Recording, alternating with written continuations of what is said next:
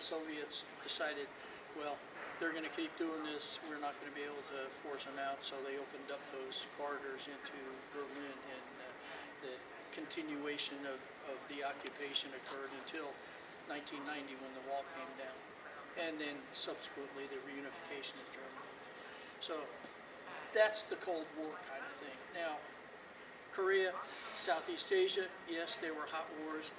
They were not direct confrontations between the United States and the Soviet Union. You could say we had client states or intermediate states, small conflicts, and our policy of containment, which may or may not have been deemed successful if you in historical perspective. So they encompass part of that Cold War period. Still the confrontation between the Soviet Union and the United States. So as we go through the gallery, I don't guess, I shouldn't say it that way, should I? What I'm going to try and impart to you is three concepts as we go around the galleries on this potential confrontation between the United States and the Soviet Union. Offense, if we were to go to war with the Soviet Union, how were we going to deliver air power to the Soviet Union? Defense, if we go to war and they are attacking our mainland, how are we going to defend ourselves against that? And then how do we know what we're going to have to do, so reconnaissance or intelligence gathering.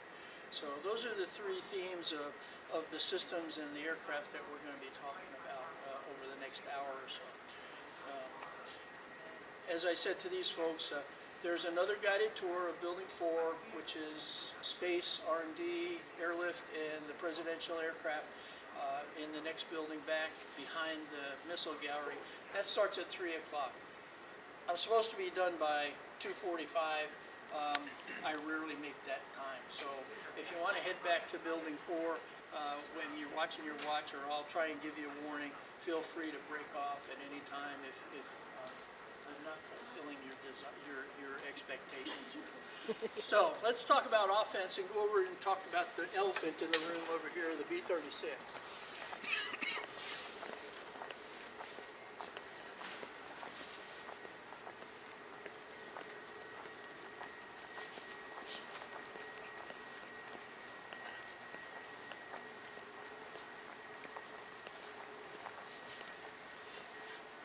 The B-36 actually had its design origin early in World War II, believe it or not. And the reason for that was that the leadership here in the United States wasn't quite so sure that the United Kingdom, Britain, was going to actually survive. You know, Hitler was talking invasion and taking over the UK. So what we needed then is, if we were going to carry on a war with Germany from the continental United States, we needed an airplane that would fly about between 5,500 and 6,000 miles. United States, Germany, and return again. So the B-36 design started. Subsequently, of course, Great Britain survived.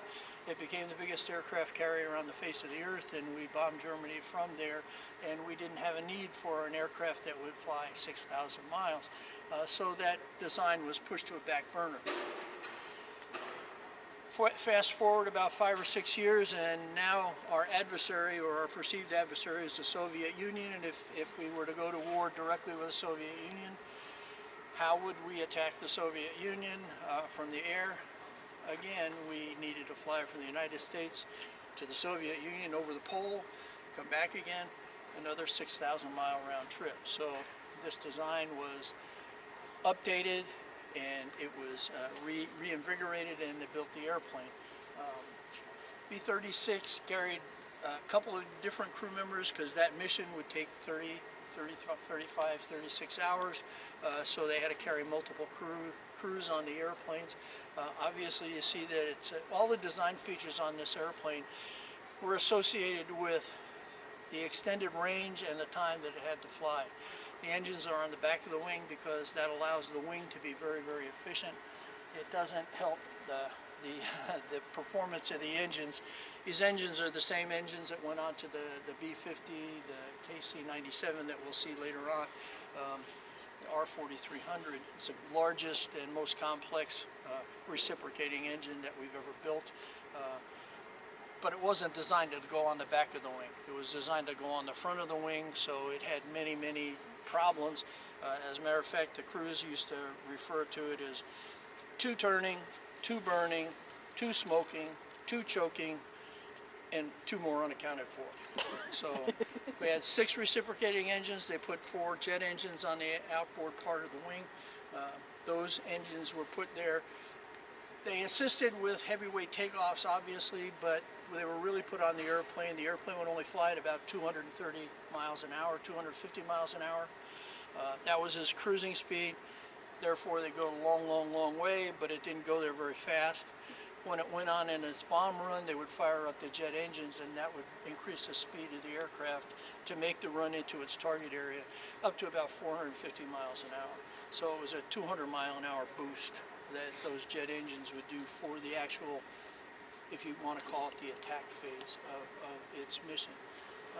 The B-36 was only operational for about 10 or 12 years, never dropped the bomb in anger, but it was called the Peacekeeper, and I guess we can say, or the Peacemaker rather, and I guess we can say that it succeeded in that mission. It evolved quite a bit. The other thing the airplane was designed to do is to carry that green thing over there. It's a 42,000-pound hydrogen bomb. It would actually carry 2. It could actually carry 2 of those. We'll talk a little bit more about that when we get back around and come into the Bombay area. Air Force never really liked the airplane very much, but it fulfilled a role, and it did a lot of good things from the perspective of the strategic aims of the United States. So let's transition to talking about defense as we'll move over by this F-86 and the F-94 behind it.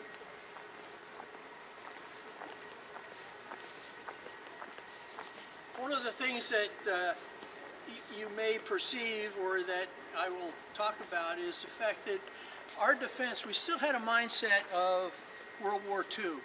In World War II's massed formations of bombers coming in to lay waste to whatever the target area was. So we still had a mental picture of mass formations of bombers coming over to attack us if they were coming from the Soviet Union.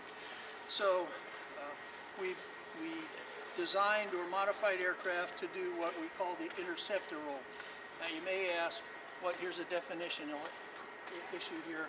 What's the difference between a fighter and an interceptor?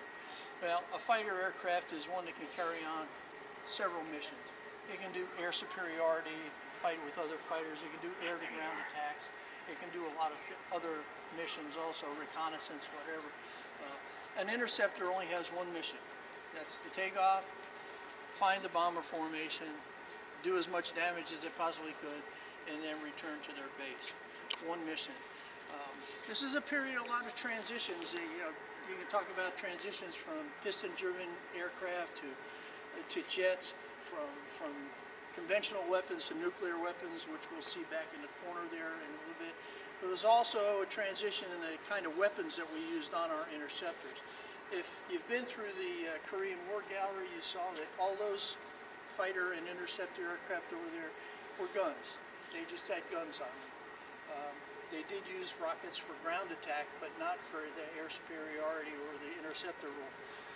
In contrast to that, this aircraft, the F-86D here, was one of the first interceptors. Museum visitors, don't miss out. Attractions tickets purchased today expire today at 5 o'clock p.m. And lines for the simulators and VR may start filling up soon. Don't forget, you can also use your tickets on any of the films playing at our giant screen theater or on a set of customized dog tags, both located just outside the museum store. Thank you for visiting today.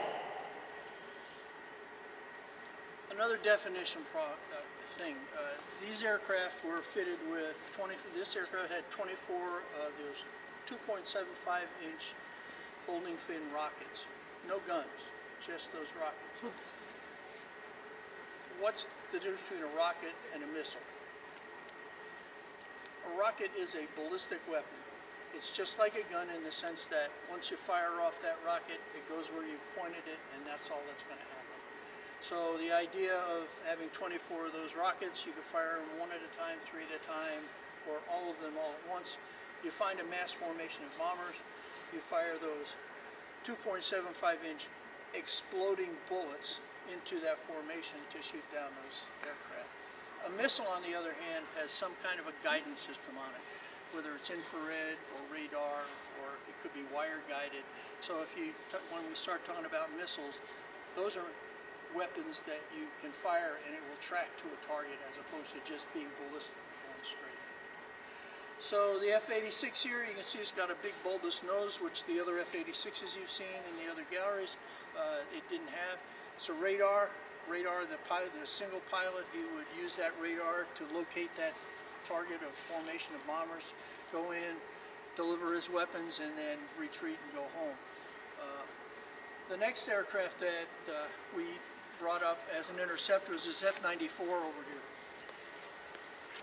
Now, it's kind of a step up in a lot of ways. It's the first, it is the first fighter aircraft that the Air Force bought that had an afterburning engine, an augmenter for takeoff and for dash speeds. It also carried two crew members. So now, instead of the pilot having to run the radar, he had a weapons system person or a navigator in the back seat that would run the radar for him and help him find the target, and then he would have these 2.75-inch rockets. And in this case, the F-86 had 24, this F-94 had 48 of those rockets. And if you look at the right wing over there,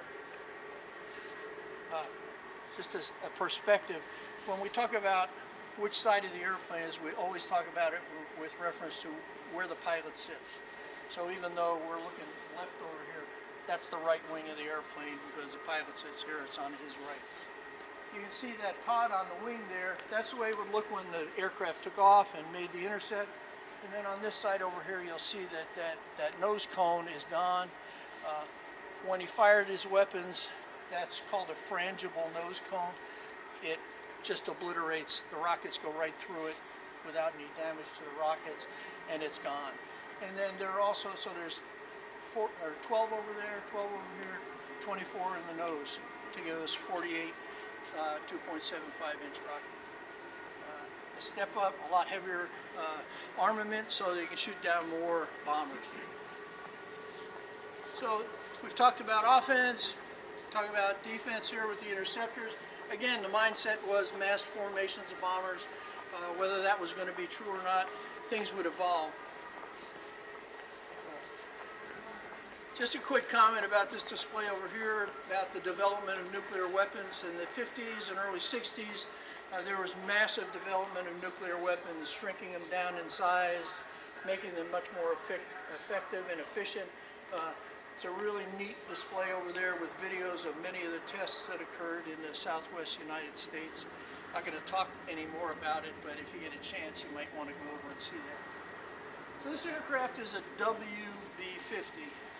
It's a bomber initially that was converted to, the W stands for weather reconnaissance. Well, you say, what's weather reconnaissance got to do with the Cold War? These aircraft would fly off the east coast of the Soviet Union and China and do air sampling of the remnants of the nuclear tests that were going on in the Soviet Union and China. By collecting the particulates in the upper atmosphere, our intelligence folks and scientists could analyze that, determine what kind of materials are being used, to some extent be able to estimate what the yield of the weapons were so that we had some sense of what kind of capabilities both the Soviets and the Chinese had. The airplane also did weather sampling, which is very important for mission planning. If we're going to fly over the North Pole to get to the Soviet Union, we had to know what, we had to be able to forecast winds and other aspects of the atmosphere so that they could do effective mission planning. So an important intelligence gathering platform from the perspective of being ready to go to war. More reconnaissance is on this back wall back here. If you'll follow me over there to those two pictures, I've got a couple of things to say about those.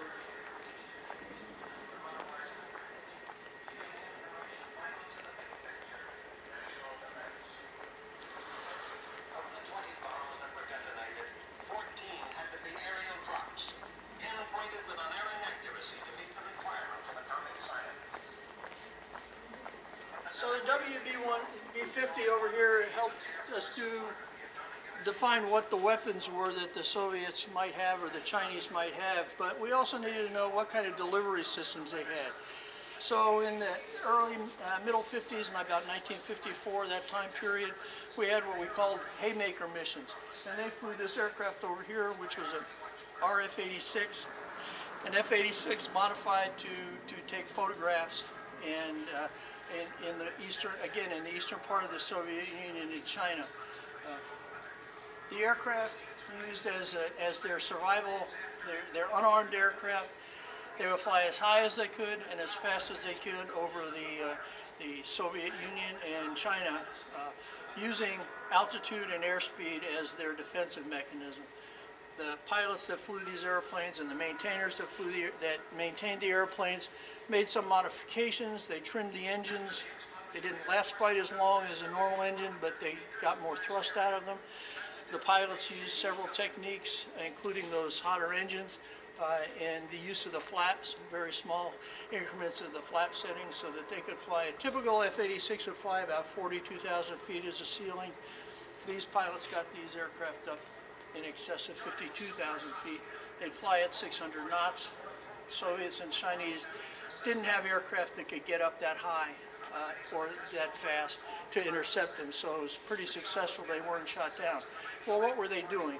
These two photographs here are examples. In this case, in 1954, this was an overflight of a Soviet air base, and if you get up close to it, you can see in all those lollipop hard stands there, you can see four-engine bomber-type aircraft. Actually, the Soviet equivalent of our B-29s that they reverse engineered and started building. Intelligence analysts could look at these pictures. They could count the number of aircraft. They could estimate the capability. They knew there were other bases. They knew many of the other bases that had these same kinds of aircraft. And by doing that kind of analysis, they could determine what the force capabilities were of the Soviet Union. In the case of this picture over here, this is a Chinese airfield, and in this example, the aircraft are not bombers, but they're fighter aircraft or interceptor aircraft. Again, the same kind of an analysis could be done. What were their defensive capabilities? Should we have to go in with our offensive capabilities? You can see the dates on these are 1954. These pictures were so sensitive and so classified, they were not declassified until 2005. 50 years. So, really effective kind of thing. Is there any confirmed of the Soviets or the Chinese doing the same to us back in the day? Not that I'm aware of. Not that I'm aware of. We kind of had an advantage in that these aircraft flew out of Japan and to some extent out of Korea. So we had bases close by to them. I'm not sure until later on in the 60s when the Soviets were have been close allies of Cuba. That's really about the only place they could have done it from, and I know of nothing that happened there. You can see the blisters on the side of the aircraft. That's where the film canisters or cassettes would have been. And then on the bottom there, you see the bulges. That's where the cameras were to take pictures straight down. The guys who flew these airplanes started out as fighter pilots.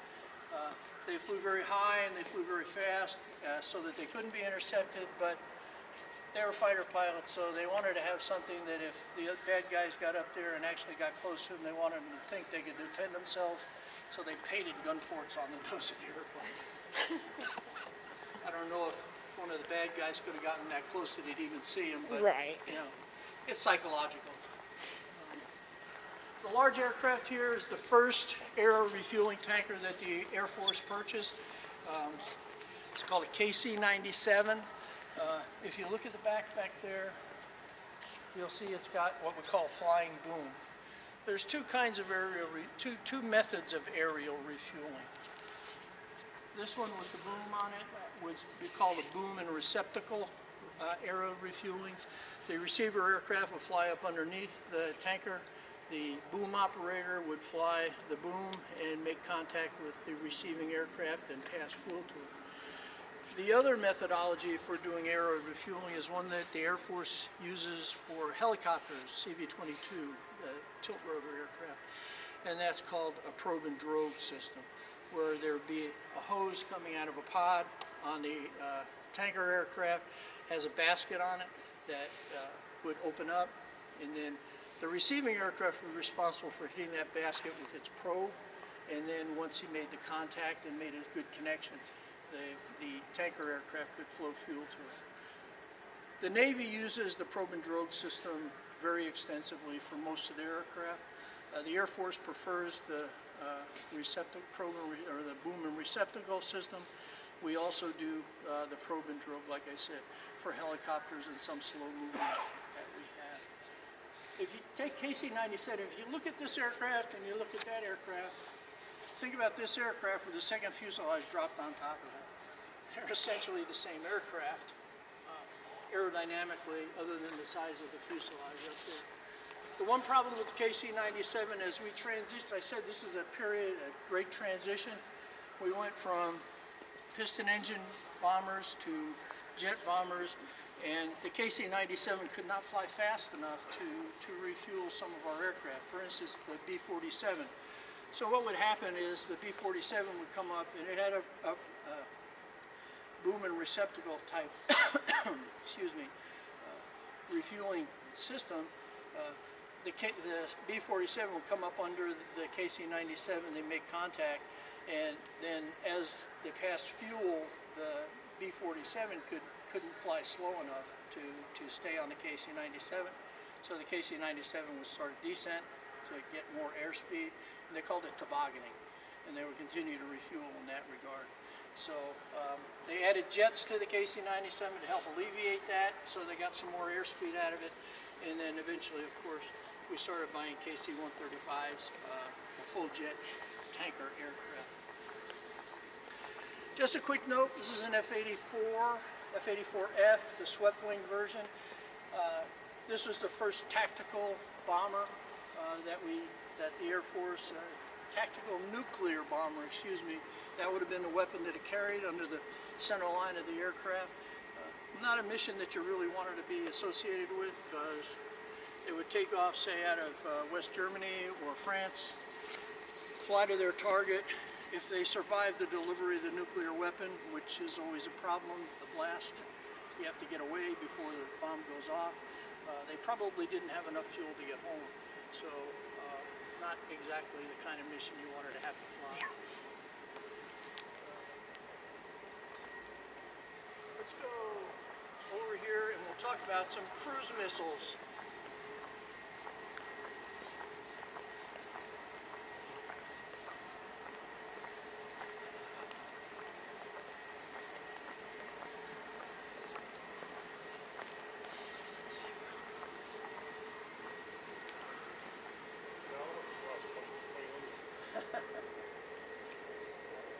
Invisible F-86, just to let you know that airplanes can get real complex.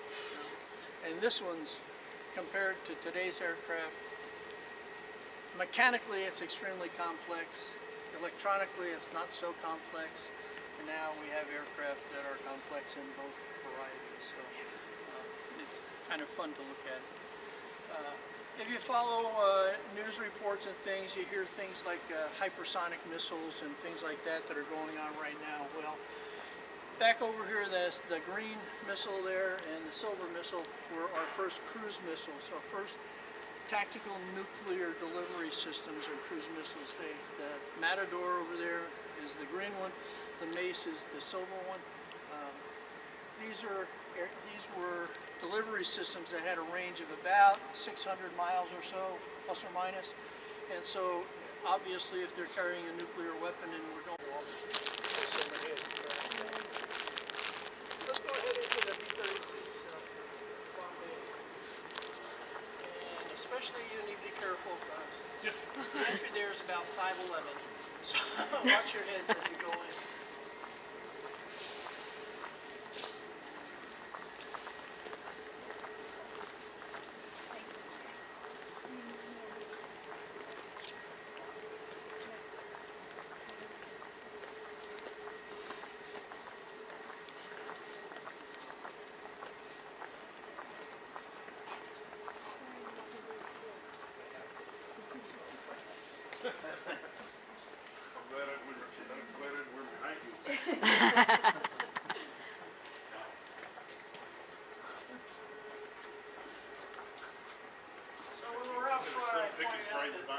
design of this aircraft started early in World War II.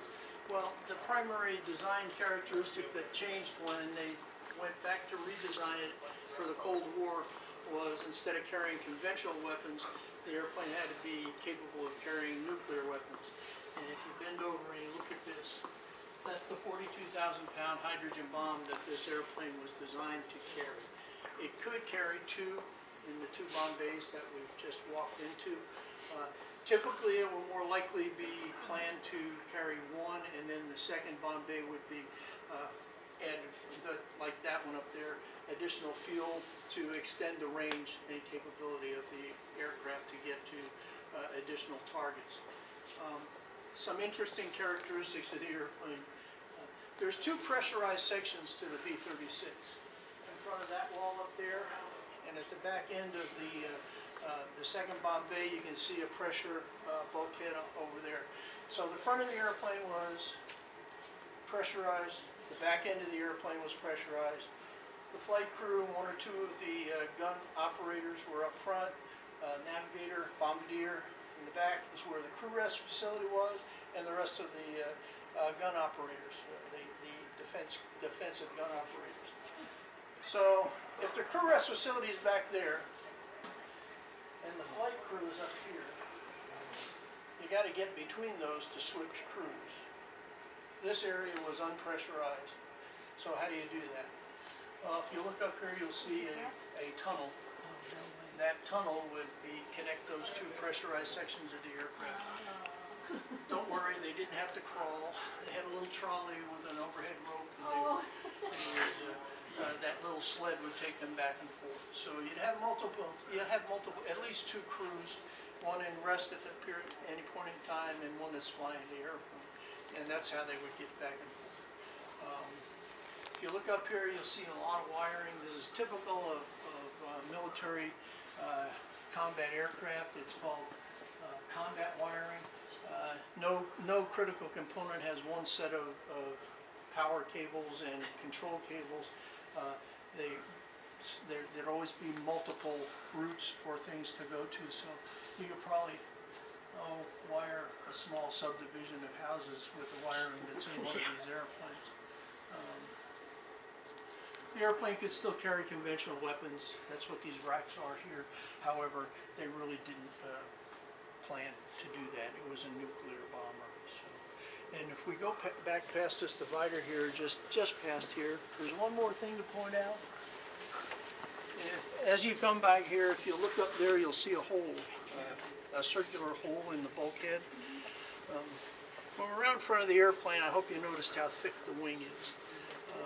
In flight, if they had certain kinds of maintenance issues, the flight engineer, they'd get down below 10,000 feet, or he'd go on a walk-around oxygen bottle, and he could actually go through that access there into the wing to service oil into the oil reservoirs on the engines if necessary, but primarily it was to reset circuit breakers, change, replace fuses, things like that, to make sure that all the systems on the airplane would continue to operate.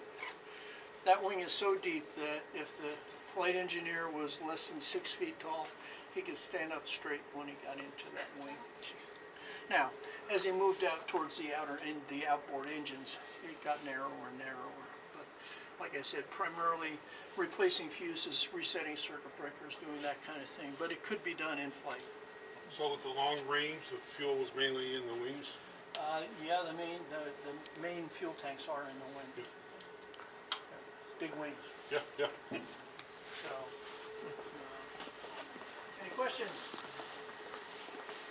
Let's go over and talk about the B-58 real quick. At the other end of the speed spectrum.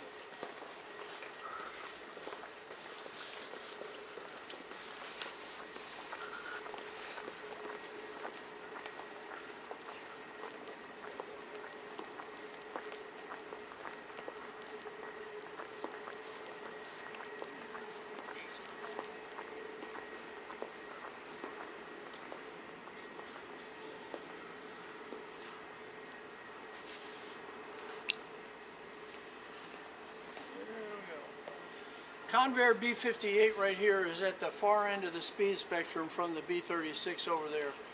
230 knots cruising airspeed. This will go 2.5 times the speed of sound. It's the first supersonic bomber that the Air Force ever purchased. The airplane has 4 afterburning J79 engines. As a point of comparison, the F-104 has 1 J79 engine that's referred to as a missile with a man in it. The F-4 has 2 J79 engines in it. This one's got 4 afterburning J79 engines.